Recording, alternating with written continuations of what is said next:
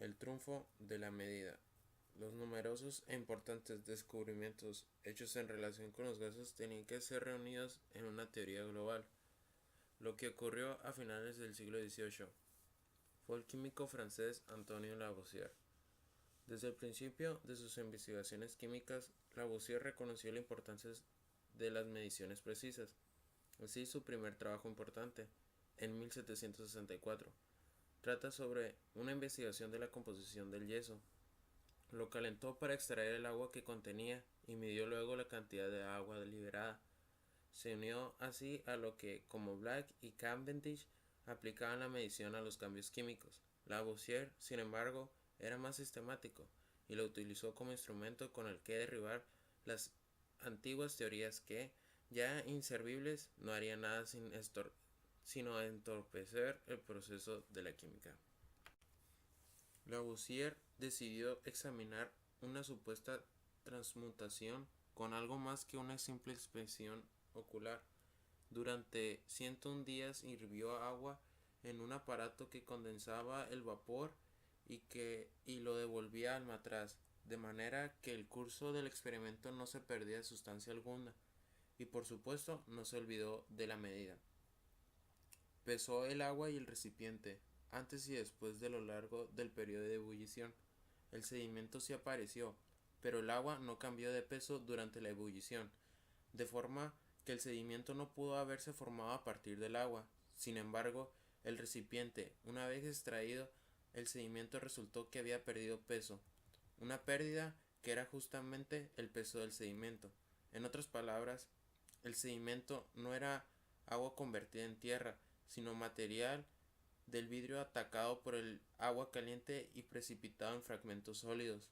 He aquí un ejemplo claro en el que la medida pudo conducir a la demostración de un hecho razonable, mientras que el testimonio de ojos solo llevaba a una conclusión falsa.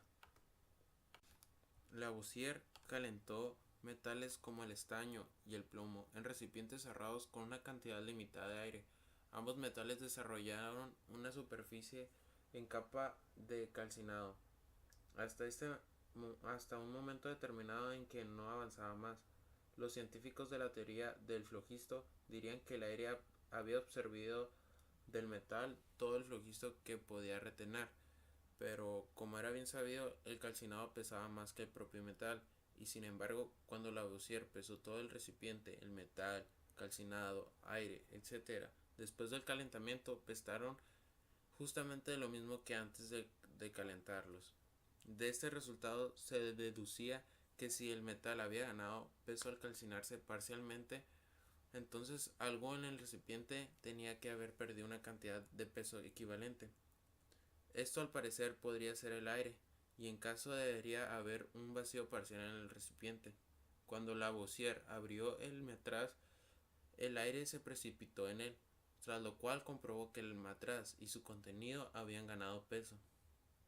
Demostró de esta manera que la calcinación de un metal no era el resultado de una pérdida del misterioso flogisto, sino la ganancia de algo más material, una parte del aire. Lavoisier notó que si en el curso de los experimentos se tenía en cuenta todas las sustancias que se tomaban parte en la reacción química y todos los productos formados, nunca habría un cambio de peso, utilizando el término más preciso de los físicos, un cambio de masa. Por eso, Lavoisier mantuvo que la masa no se creaba ni se destruía, sino que simplemente cambiaba de sustancias a otras.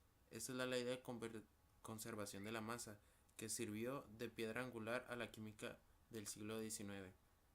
Las conclusiones a que llegó Lavoisier mediante el uso de la medida fueron de tal magnitud como puede verse, que los químicos aceptaron sin reversas a partir de este momento el uso de este procedimiento.